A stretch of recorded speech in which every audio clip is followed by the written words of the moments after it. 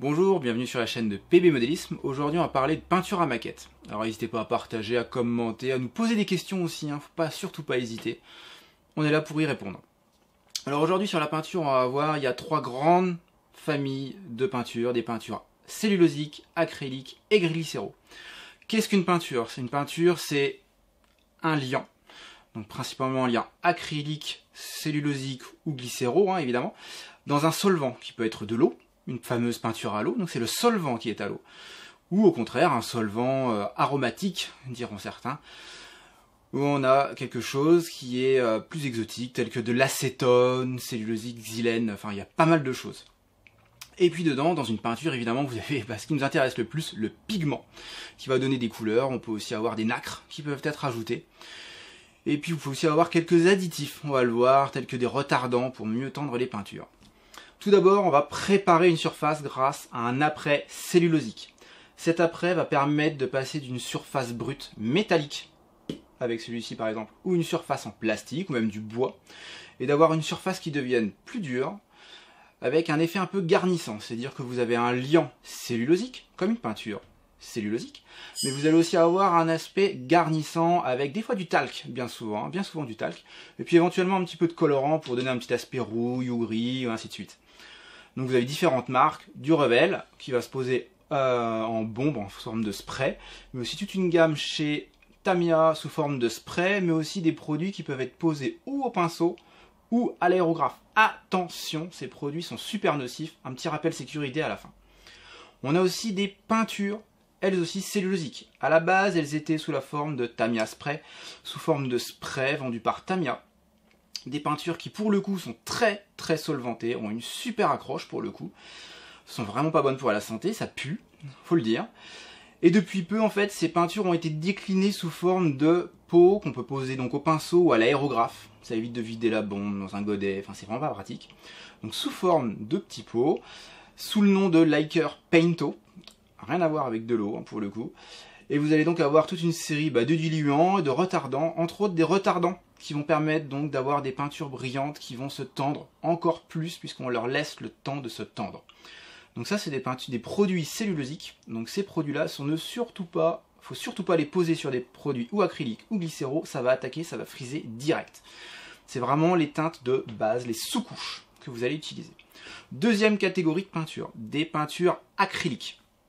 Les peintures acryliques, on les connaît souvent chez Tamiya, par exemple, qui sont des peintures acryliques. Alors attention, elles ne sont pas à l'eau. J'en entends certains qui me disent c'est de la peinture à l'eau, ça va pas le faire. Non, c'est une peinture acrylique en phase alcool.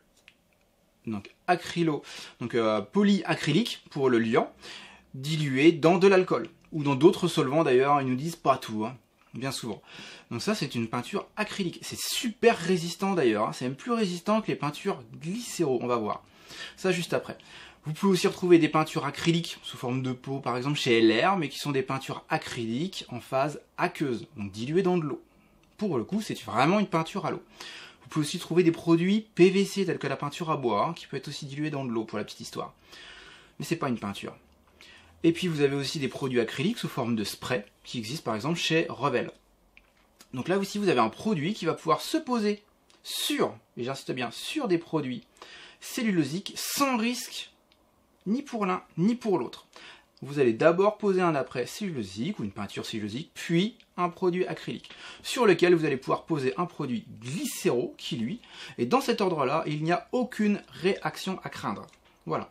Les peintures glycéro, vous allez retrouver évidemment les peintures émail, qu'on connaissait chez Humbrol, qu'on retrouve aussi beaucoup chez Revel, avec un diluant spécifique, mais sinon vous pouvez aussi tout bêtement utiliser du white spirit.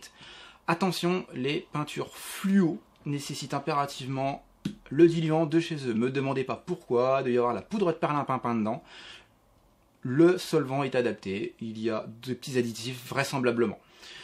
Vous retrouvez aussi des produits sous des formes des jus, qui s'appellent des panel line chez Tamiya, qui sont des produits de base glycéro ou émail, qui sont juste très fortement dilués, qui vont partir dans les interstices et pour accentuer les reliefs et les creux sur les maquettes. Donc toute la gamme panel line, tout ça, ça va être dilué donc au white spirit. Ici vous avez une dilution qui peut se faire bien souvent à l'alcool, à l'acétone, enfin bien se renseigner sur les produits acryliques. Et puis ici des produits cellulosiques avec diluants cellulosiques et des diluants spécifiques éventuellement. Après, pour préparer des peintures, enfin en tout cas pour créer des patines, créer des effets, éventuellement il y a toujours les panel line évidemment, sous forme liquide. On retrouve aussi des jus acryliques, par exemple chez Italeri, mais on retrouve aussi des produits sous forme de poudre. En clair, ni plus ni moins que de quoi maquiller une maquette avec des produits. Ça peut être de la neige, de la boue, sous toute forme, toutes les couleurs, toutes les textures aussi. Et vous allez avoir des produits vraiment de finition qui vont s'appliquer dans cet ordre et surtout pas dans l'autre sens, sinon mauvaise réaction. Vous pouvez toujours sauver une peinture éventuellement, en la décapant malheureusement, il n'y a pas grand chose à faire. Vous avez des produits de décapage pour retirer et ôter les peintures si toutefois vous vous étiez loupé.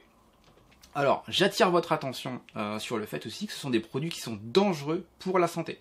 Faites hyper attention. Portez un masque. Alors, je vous vois tout de suite, ça, c'est à proscrire. Ça, c'est juste le FFP2, c'est uniquement pour se prémunir contre la grippe. En clair, donc dans notre cas de figure, c'est pas de la grippe qui est dans les bouteilles, c'est des solvants. Donc ça, poubelle. Vous utilisez uniquement un produit comme celui-ci, un masque 3M, qui est un masque avec un cartouche avec du charbon actif, qui lui est fait pour des vapeurs organiques, comme son nom l'indique, qui va s'occuper des solvants qu'il y a dans ces différentes peintures. Ici, vous allez vraiment pouvoir vous protéger avec un produit comme celui-ci. Ça existe sous différentes formes, bien évidemment. Voilà, protégez-vous, comme dirait Nagui, à la fin de l'année. Voilà. C'est hyper important pour votre sécurité et celle de vos proches aussi. Pensez-y, c'est hyper important. Donc pour reprendre, des produits cellulosiques, des apprêts, puis des peintures sur lesquelles vous allez pouvoir poser des produits acryliques, sur lesquels vous allez pouvoir poser des produits glycéro ou émail, et comme ça sans aucune interaction. Et vous pourrez vernir avec le produit de la catégorie du dessus si vous voulez vous protéger.